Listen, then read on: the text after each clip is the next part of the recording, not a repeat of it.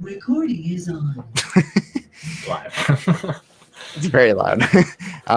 So I then know, a little disruptive. Sorry, go ahead. I think the issue then is not with NixServe per se. It's a combination of using NixServe with a VPN or some IP address where it's like an issue with Freenode where there has to like I assume that's what's going on, right? Like because it works fine if you don't have a VPN. So it's something to do with that, I would assume. Yeah, if I remember right, it did happen to me even without a VPN, but I couldn't. It only happened a couple of times. I need to go back and see if I can reproduce without my VPN. Okay. Yeah, it definitely does happen to me with my VPN. I thought it was just like they were blocking the IP address, but if it's a timing issue, that's something that we might have a little bit more control over.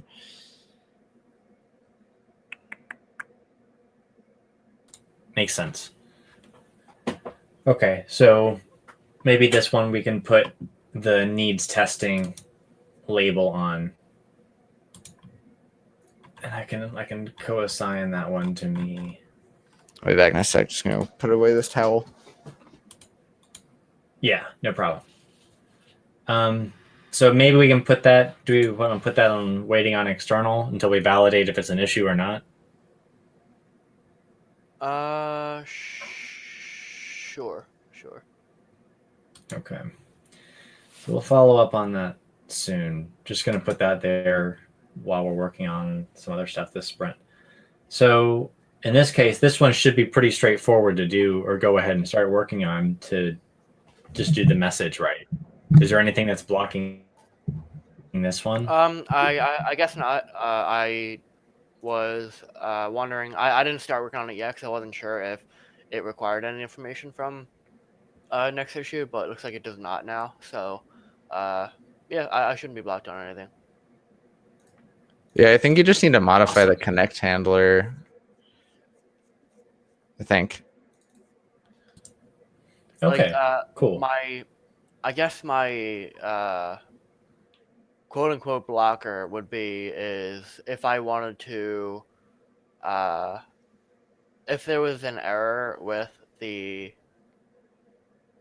authentication, if I wanted to get the exact error that IRC throws when NextServe fails. That would just take a researching thing to if I wanted to do if I wanted to be that specific or not. But Got it. Okay.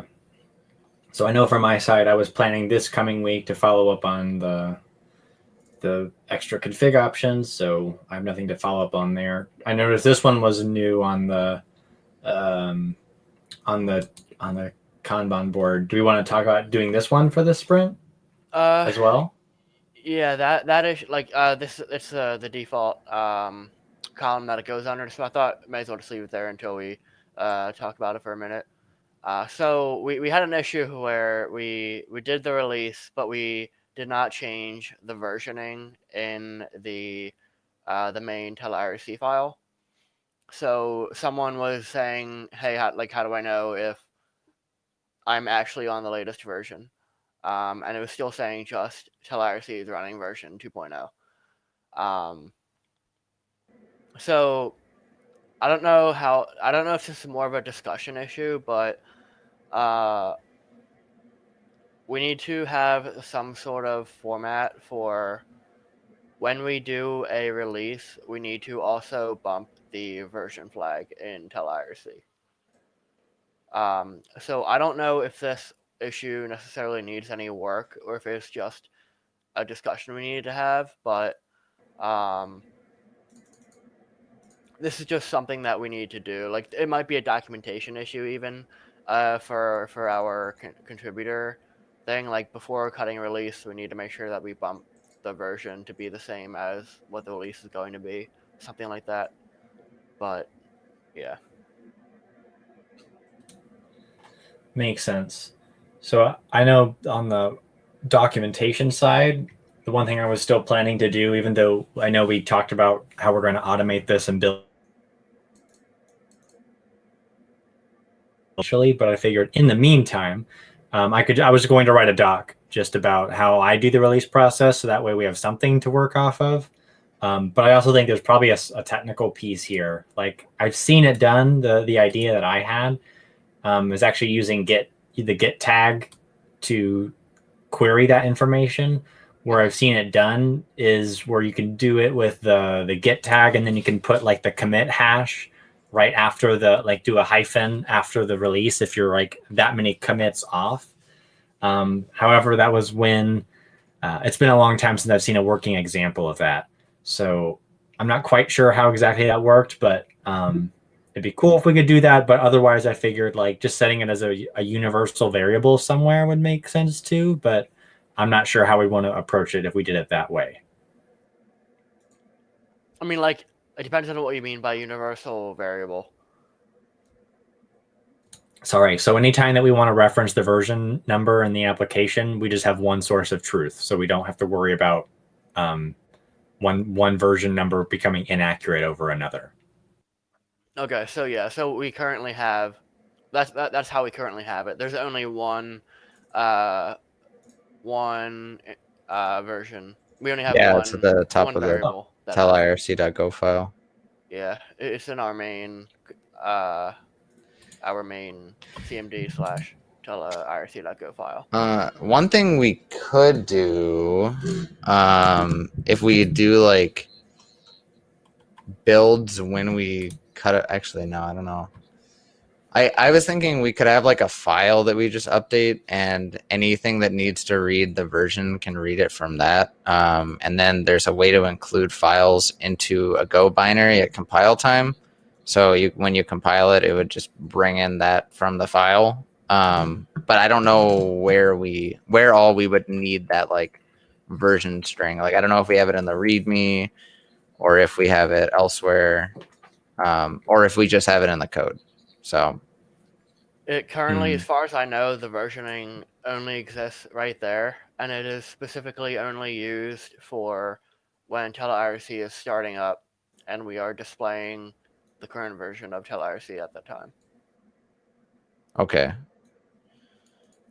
I'm just wondering, could we read an environment variable in at compile time for the application? If we could like read a environment variable here, and if not, use another default.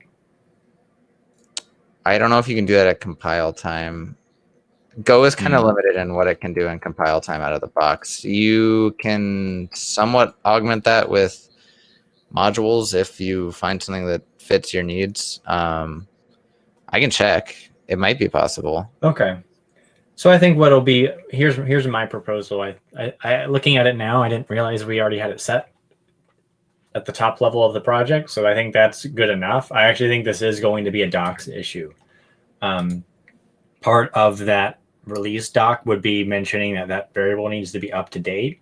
And that I think is cool is what we can actually do for that is, we might not get as accurate to the git commit, but what we can do is we can wrap to the milestones we have, since usually we roughly know what version we're working on. So we'd set this as like 2.0 or 2.1.0 dash devel while we're working on it. And then at whoever does the release process, or once we automate that at that point in time, do a commit that would drop the devel for cutting the release, tag that commit, and then reset back to next version number dash devel and keep going. Does that make sense?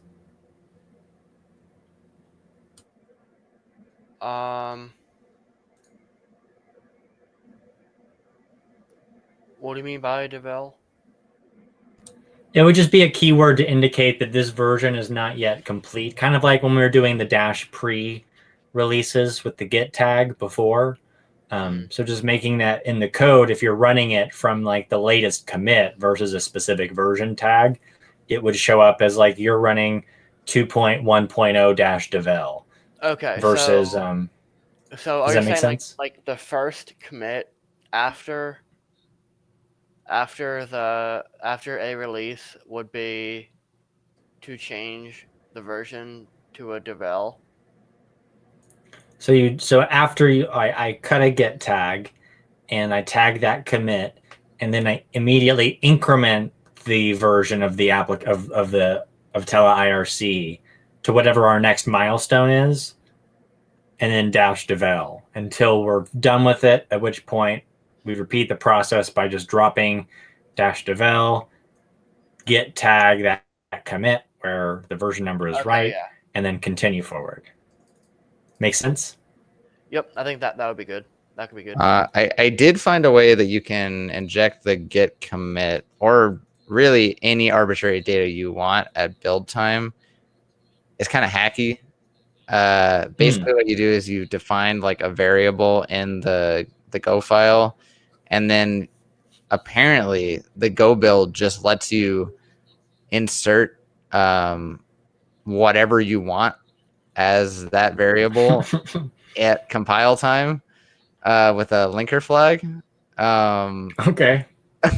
So you can just get the git commit from, but then the only annoying thing is like, then you have to change like how you're building it. You have to do like git commit equals and then like an and like go build and then pass that in. I know like other languages like Rust have it where you can just override, or you can add extra code that gets run before the actual compiler gets run that can do setup. This one's a little bit more tricky because you have to actually run a separate command before building it. And it's kind of gross. Got it. But you know, can you drop a link to it in the TeleIRC dev chat? Yeah, I will. There you go. Awesome.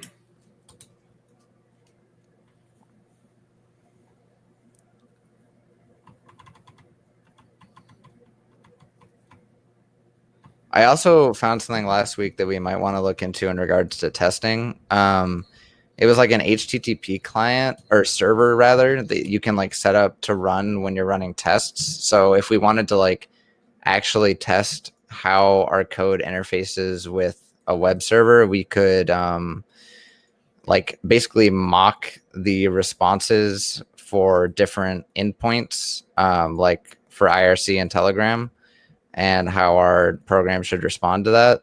So that might be something to look into, if that makes sense. Yeah, I guess kind of related to that. I don't know if this is what you had in mind for it exactly either. But with the issue that came up, like I just found it pretty funny that, well, funny in like a less funny, ironic that that our bot was not just like making that many reconnects, but we were the most reconnecting bot on the entire Freenode IRC network, which I was like, oh man. So that could be an interesting idea of how we could tell like if there's bad information to gracefully widen or have a what's the word for it? Backup? You have a yeah. So that way you slowly don't spam the living like heck out of Freenode with bots if something is wrong, but at least to gradually keep retrying up until like maybe a maximum retry point. I don't know. But we don't have an issue for that. That was one that if we wanted to, that'd be something we probably added the backlog if we took it on right now. I thought we had reconnect logic. We do, but it doesn't back off. Oh, okay. So it just keeps trying at the same interval every single time. Okay. Got it, yeah. Yeah, it should not do that. I mean, maybe we do have like if it fails a certain number of times, just give up. But that's still also not the best solution, probably. I mean, that's actually what I would do is I would say like reconnect maybe like 10 times, and then if it can't, then just gracefully exit. Let's see. I think the way we're doing it now, actually, I don't know. I can't really tell.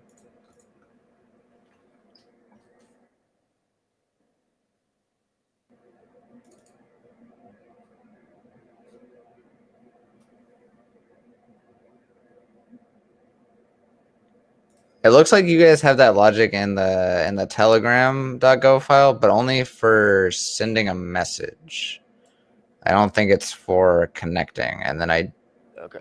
don't think we have that logic in the IRC.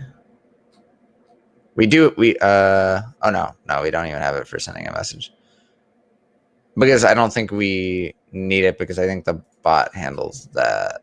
But yeah, for the connecting, it would probably be handy. Okay.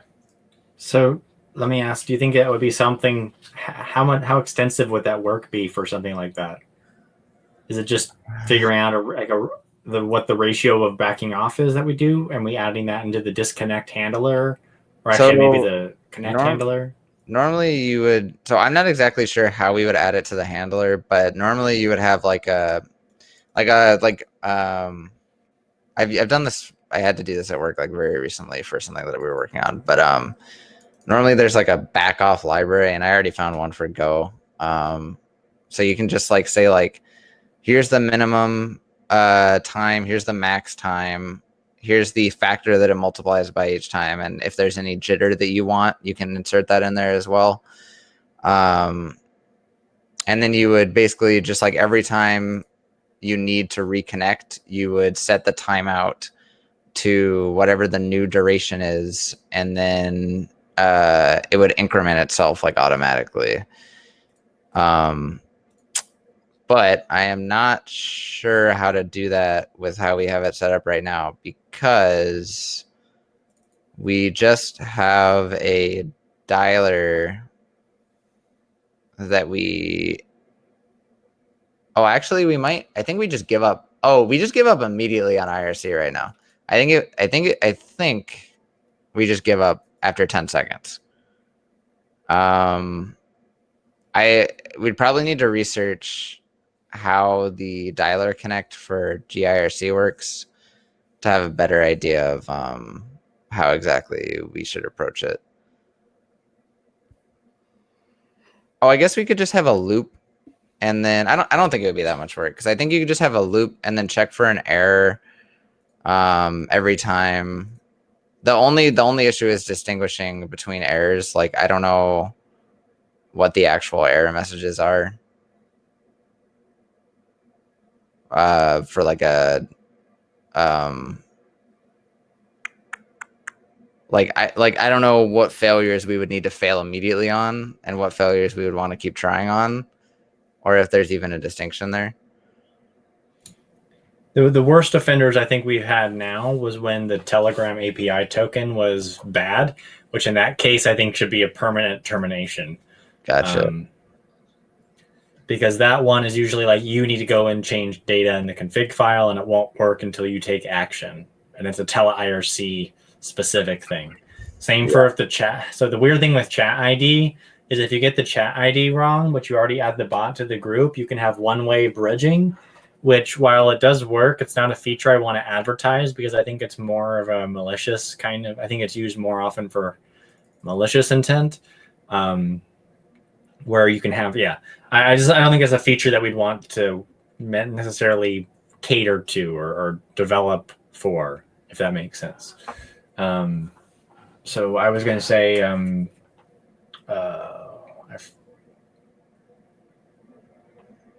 forgot where I was going with this, but I just totally lost my train of thought. But happens. Anyway, so I did put that onto the backlog. I guess the question I had was just if that's something that we think would be doable in this sprint, which I'm kind of thinking since we have to do some research on this, maybe not this sprint, but might be something we revisit later in a sprint or two. Mm-hmm. Yeah, I would say that's probably fair. Cool. Okay. Didn't you say, Nick, that you wanted to cover something on the testing side? Or mention something at least for testing? Yeah, yeah, that's what I was talking about with the HTTP server that you can like basically host during while you're doing the tests. So it's just easier, in my opinion, to do that kind of testing with Go than it is to actually try to do unit testing where you mock everything out. The only challenge there is I don't know how. I imagine the Telegram part wouldn't be too bad since you're just hitting a like an API that's basically like REST. But I have no idea how you'd go about the IRC part. Like I would have to look at the network and see like what actual requests it's sending because I'm not. It's probably going to be HTTP error codes, actually. That's my initial guess, but it would need some more validation. I just mean like I don't know what messages. Like for example, if you wanted to test like connect logic, you would need to intercept the connect message and then return like either a like whatever. Yeah, it's probably some sort of error code from the server side, but I don't even know what the client's sending. Like I don't actually know what an IRC packet looks like, is what I'm saying for that kind of stuff. Mm-hmm.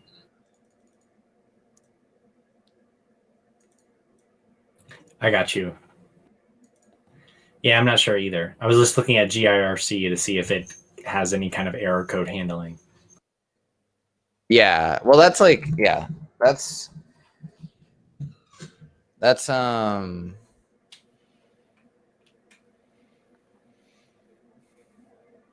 yeah, that would definitely give us an idea of what the server is sending. I just need an idea of what the client is sending. Is okay? So is IRC is its own like? That won't even work for IRC then. But we could use it for Telegram because I think IRC is its own protocol, right? It doesn't use like HTTP or anything. It's just over TCP. Yeah, gosh, it's been so long since I've actually looked at the RFC for for Yeah, IRC. fair. But I think you're probably right. And I doubt anyone has written a like server for testing IRC clients. So do you think it would be worth going down that for the next sprint to try to figure out a way to mock an HTTP server for the bot? Or what do you think would be worth doing for this next sprint? I mean, it really, I was just presenting this as an option, but seeing as this would only work for Telegram, I am not sure. It really just like the big thing with like Go testing is like you basically have to mangle your source code to do it properly for unit testing. So I was just trying to see if there was any alternative that we might want to look at instead. But that would be like relatively reasonable to do.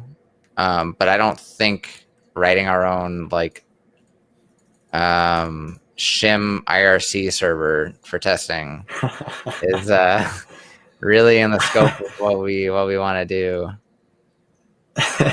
It would be super yak shaving at that point, I think. Yeah. Are you familiar with yak shaving? I think I understand the concept. I think I understand the phrase, but it's been a while since I've heard it explained. I understand the essence of what you're saying. Yeah, this is the best explainer I have.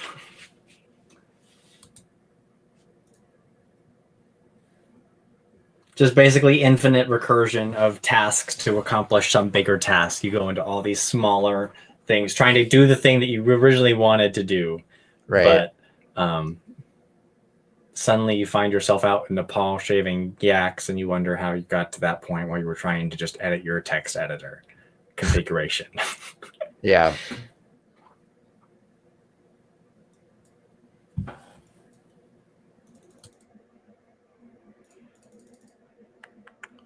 So I guess we could just go with the approach that we were doing up until now, which is, but we haven't had to mock any third-party libraries up until this point. Yeah. Oh boy. Now I remember why this is so frustrating. Because to generate a mock, you have to have an interface. And if your library is not written using interfaces, you now have to go and write your own interface for third-party libraries, all of the functions in the third-party library that you're calling. And then anytime you want to call any new function from that library's like struct, you then have to add a new field to your interface And then, yeah, it's God. Testing and Go is Well, is for what it's worth, I would show. rather, even if an upstream library isn't tested or does not have tests, I would still rather avoid writing tests for third-party libraries on our side. Like I'd rather put those upstream because that's where I think they would belong. Right. So like Versus us trying to maintain that. tests for third-party libraries, which I think has been a point of confusion among these discussions that we've had. This is mocking out a third-party library so that you can test how you handle the responses from that third-party library. Yeah, so we don't care what the library is doing. We just want to test how we are handling Right. So responses. if you call a function from a third-party library or a struct from a third-party library and it throws an error or like returns an error and go, you need to figure out if you're handling that right. So that's the traditional way you do unit tests is like, okay, let's see. Let's mock out this third-party library or anything that does like IO or networking. And then you just basically simulate the responses, I see. Yeah, I guess the way I would like to, or the way I've seen it done is and this is not in Go, but more in Python.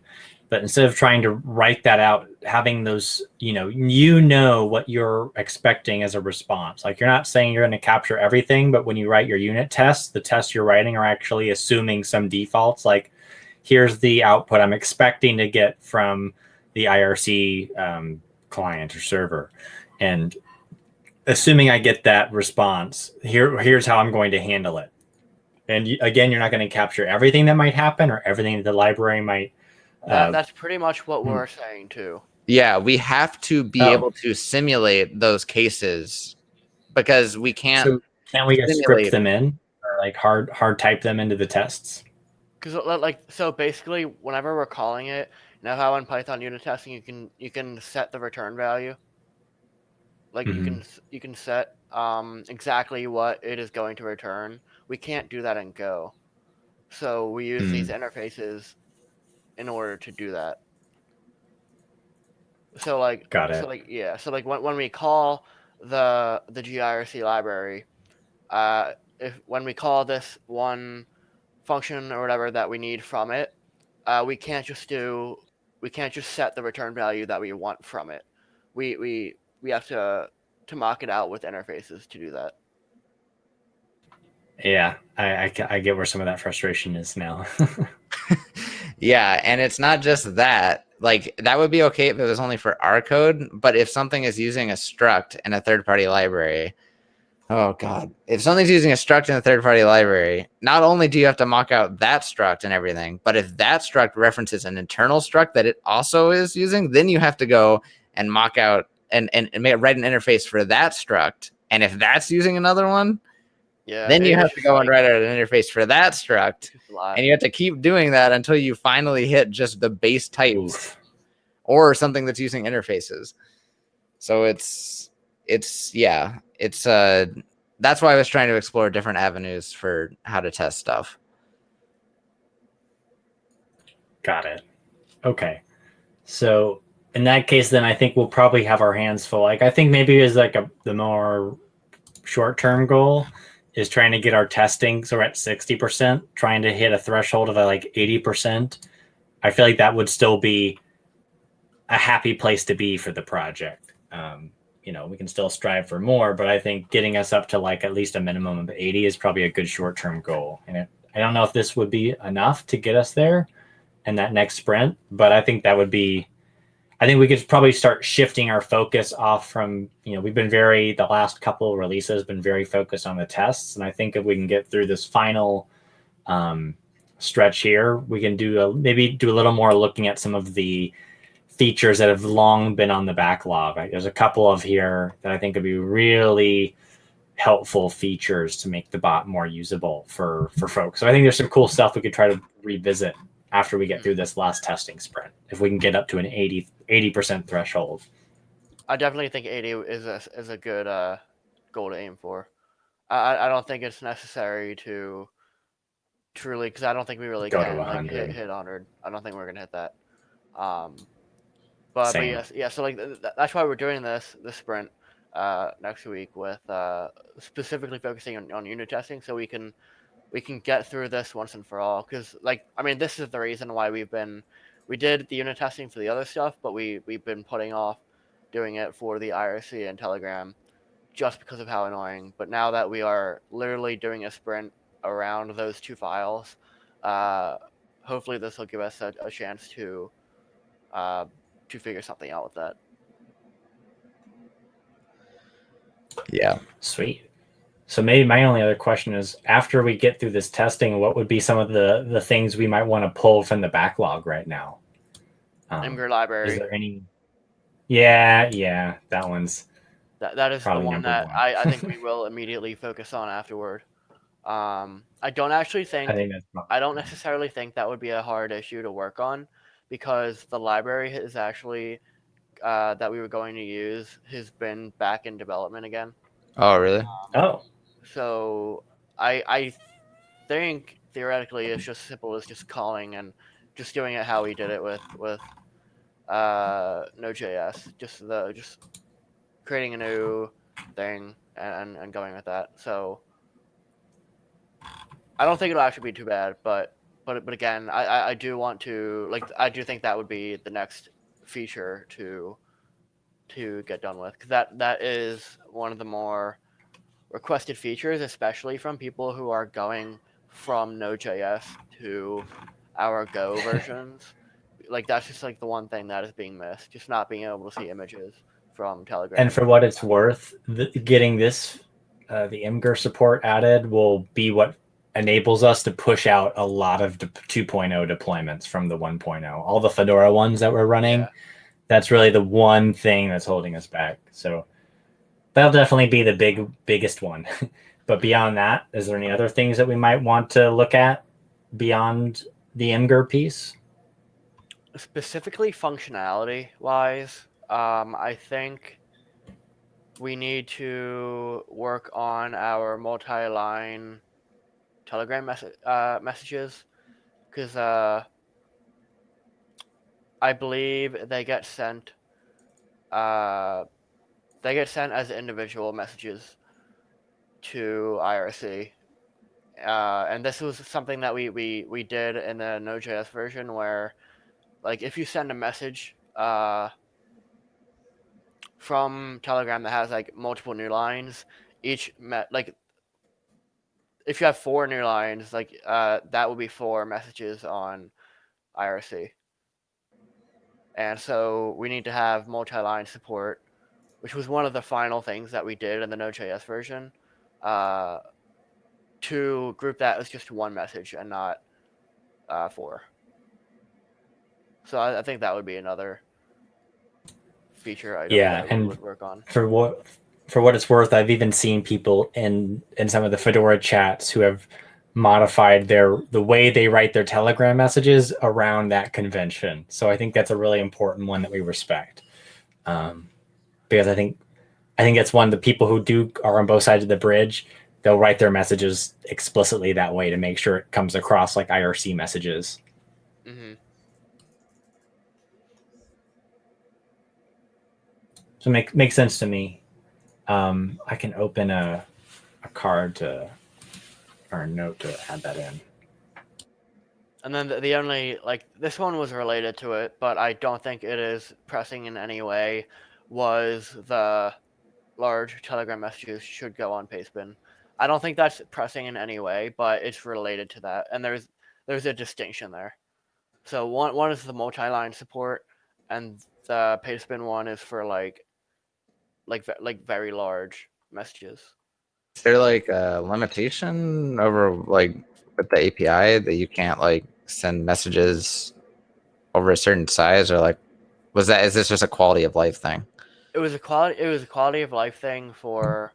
I think there is a size limit, but it's for like if you were putting a code snippet, like a big code snippet, it would just go onto a Pastebin instead of being like sending the whole thing over to IRC. Yeah. Does I forget, does Telegram have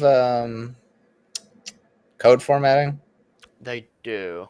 They do. It's weird. I don't really like it, but they do. Okay. It'd be interesting if we could get that information somehow and like maybe I don't know if they like do you set the language that the syntax highlighting is for? No, Oh, okay. So it just like it's tries literally it. just a backtick that you do. And Can you do like multi-line? I was just gonna test that, but it basically only works with like the text is like blue. It's a really weird. I can. Oh yeah, you're not on Telegram. I am in fact not on Telegram. Give me 1 second. Um, It looks like it does have a multi multi-line, but it like also doesn't work for characters or lines longer than 50 characters, which is interesting. okay, so, huh. Let me see. Testing again without code.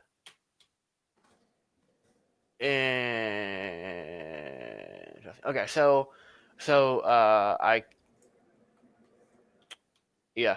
So in if you do currently how it works is if you do the three backticks simulating a code block, um, if you do that, going to IRC, each new line is just a space. But if you're doing like a pure multi-line where you're just hitting enter to just a pure like a regular multi-line message, we don't like they just get appended to each other.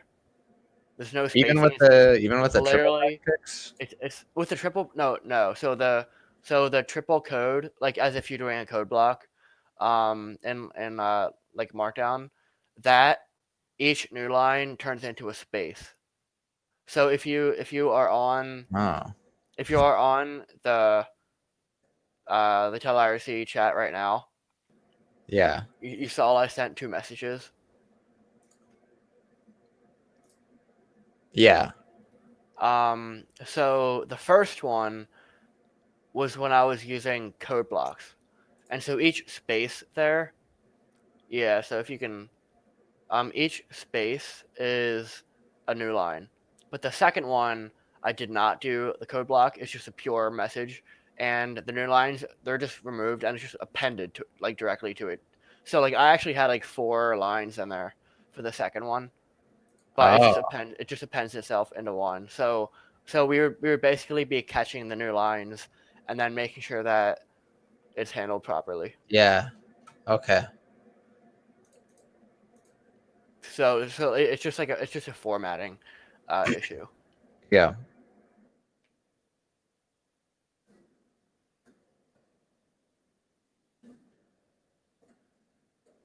And I actually forget how.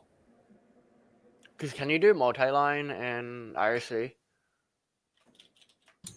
You can actually write whatever the Unicode is for that return new line character. But as long as you have a way to input that character, you can. I've copied messages from other websites that have that line in there, and then my IRC client will just paste the message in and split on that new line, and then I don't realize it until after I post the message because I can't see it. But Yeah. not easily. I can't do like shift return, so I don't know how that. It's going to be probably something in the Yeah, RFC that's kind of right. protocol. Yeah, I'm just gonna quickly copy and paste like 2 blocks of text. Also, Oh, never just I mind. was looking at the It's in one line. Pastebin API, and it seems like you have to have a key to use it. Yeah, it would be like IRC. I mean, Emger, where we have Oh, a do you have to have a key for Amger? we do. Oh, okay. But Yeah, they do provide a default key that just works out of the box. I don't know if Pastebin will do that. it does not It might be a like that. So yeah, like that might how be a we. feature we can. Go ahead, Tim. I was just gonna say for like the way we did Emger in Node.js was we had a TeleIRC imgur key. We didn't use the default. We used a TeleIRC specific one, and that is what we shipped. But they do offer a like free for all default key. They just highly recommend that you don't use it if you're doing like a application like we are. Okay, yeah, it doesn't seem like there are any limits on it, so that should be fine. Mm-hmm. As best as I can tell, it doesn't seem like there are any limits on it. Yeah. In that case, yeah, we could just do the same as we did with imgur, ship our own API key configured out of the box to get it working, but encourage that the more heavy users go and get their own. So we expose that key in the config. Mm-hmm. Makes sense to me. Okay, so maybe before we wrap up, just since we're right at 6, is there any other last stuff that we want to talk about? I know this is just kind of be more of us just talking about the backlog and stuff, just because we don't have a lot of updates on development news right now. But anything we want to wrap up on before we split? The only other thing was the strings must be encoded in UTF-8. That issue seems like it's a potential big blocker for a lot of people who are not using English, or like I think Russian was what they were using, but it just like we only encode UTF-8, and so we have issues when we are like messages basically can't get sent over and they get errored out. Yeah. I So guess we'll have that's to look another at what one that I IRC would servers support. yeah. So like that's another one I would want to try to like bump up, since that is it's more of a bug on our end. I think that because I don't believe we had this issue with Node.js, because I think they handled that for us, but we need to handle that in Go. So the issue, to be clear, is that Handling different characters from different languages doesn't work right so now. what encoding is the issue? Are we currently in supporting UTF-8 or are we not supporting UTF-8? We are supporting UTF-8, but these are not UTF-8 characters. So we need to be supporting like UTF-16 or something, or like UTF-8 Wait, extended, hold on. or I need to look at it. It's issue number. Throw it into the chat there. 332. 332. There's some I added some more information to the bottom of it. Things must be encoded in UTF-8. Tried to send Cyrillic messages from Telegram, and it gave incorrect characters. Did they give an example of what, like, a character that they tried to send that gave the error? It was just like whatever CP1251 like encoding is.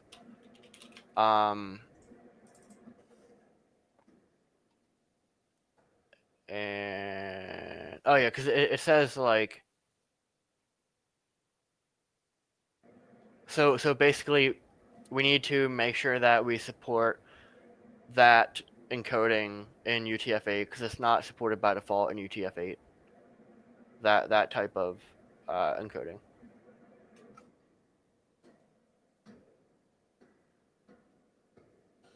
It looks like this is also might be something related to running it on a Windows server. No, just kidding. But something to do with the Windows. The example they gave is specifically a Windows character encoding that covers the Cyrillic script. Okay. Yeah, I'm trying to see what side this error actually came from. It's not initially clear. Like, was the message being sent from IRC to Telegram or from Telegram to IRC? Would be a good follow-up question in the issue. I don't know, yeah, because this is from someone in the chat. I don't know if I have their. I mean, there's someone who opened an issue on July 16th, and you asked, does this issue occur only on IRC or Telegram? Yeah, that is a different person. Yeah. Okay. That is a different person. I followed up. The information I followed up with in July, or no, 15 days ago. That was someone else, so I just added that information. Oh, okay. I see now. I see. Yeah. So Windows 1251. He tried to send messages from Telegram. Are we sure this worked with the old one? Because to me, it seems like it's It saying. may not have. I guess like it may not have. We may have just not had this issue brought up. Yeah. Because like if IRC doesn't support CP1251, then Then we can't do anything about that. That's a good point. but I'm not sure. It might. It's just something we need to look into, I think. Yeah.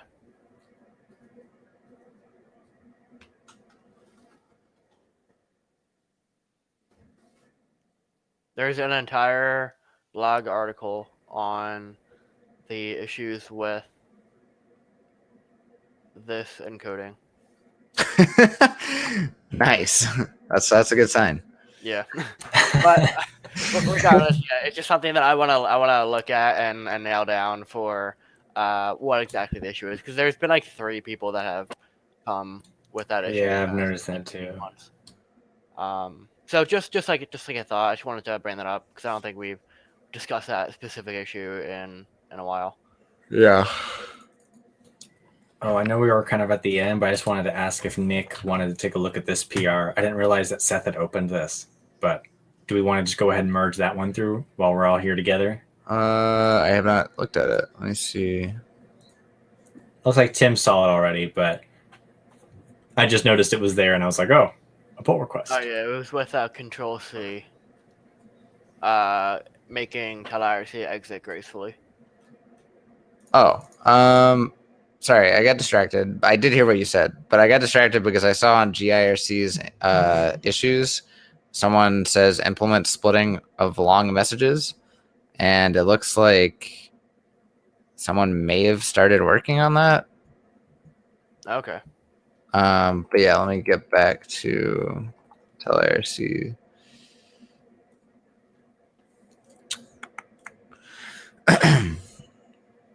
What does this look like? Files changed. The GIRC issue is from back in February, so it was in the pre-COVID times. So who knows if that's still on the table or not. That is true. There was a commit made on April 22nd, but that was the last thing. But it's not. I don't think it's been. It is a little unclear. Like if you scroll down on the issue, there's another issue. Oh, there's a pull request already open for it. Oh, that's what I meant. That is a pull request, not an issue. Yeah. So I guess they just are. Well, there's a review. It looks like they've had a lot of back and forth on it. Oh, that was on July 7th.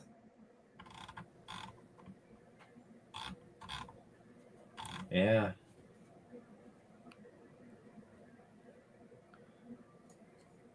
I guess we can like comment to say that this is something that would also be very helpful for us as downstream. I think it would be helpful. So apparently someone has a fork of it. Yeah.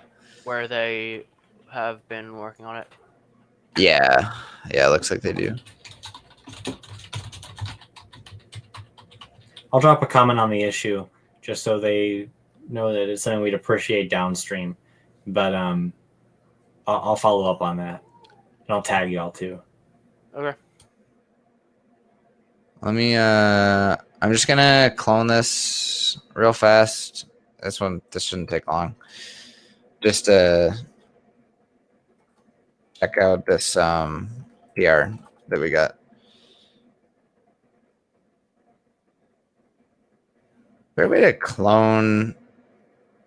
Yeah, I think is the second argument to get cloned the directory you want to clone it to? It is. The second one. I think. No. Yeah, I just tried it. It works like that. So if you do like git clone and then the repo and then the name of the directory you want to clone it to, Okay. it'll do that. All right, let me copy my end file. You can tell how dark it's gotten by me because you can't even see my background anymore. Yeah, I've had my lights on this entire time. It was too dark when we started. Yeah. Yeah, it looks good to me. It works. And the code is pretty minimal, so I'm good with merging that.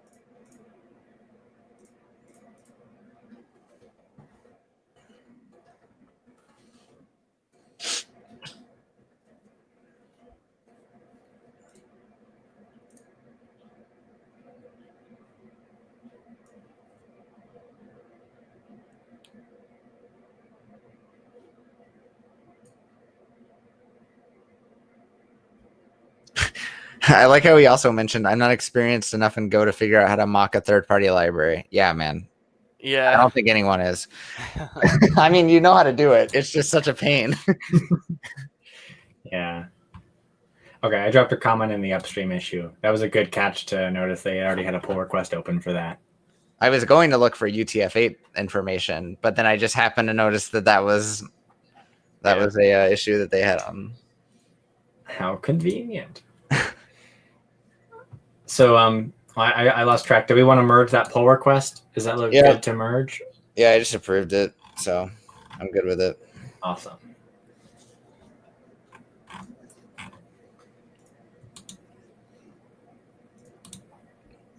Cool. Well, in that case, that's all I had to really go over today. I think next weekend will be a little more in the details on how things are going with the work for the sprint. But I'm hoping to try to do some time tonight or on like Thursday to try to get some of this stuff done. So stay tuned, and we'll be back next week. Lori, what do you want me to do in regards to? Do you want me to wait until you look into like what, like how do we want to handle the task that we're both on right now? I think we're both on it still. Actually, I didn't see if you took me off. Yeah, no, I kept you assigned there. I'm going to do some follow up. It's on the back burner after I get through the messing around with the variables to configure. I'll try to retest and see if I can still replicate that without my VPN. And if I can't, I'll just close the issue. Okay, I mean it might be something we still need to look into, even with the even if it's just being if it's solvable, you know. I just don't know what's causing it. Okay. Yeah, for now I'll keep it blocked on me just to do some more follow-up testing and try to capture what's going on at a deeper level of abstraction. Okay. Sounds good. Cool. All right. Well, I'm going to go ahead and jump off here. As always, it's a pleasure, and we'll catch up next week. Yeah. See you guys next week. I'm going to go eat. Yeah, me too. All right. Later, y'all. Yep.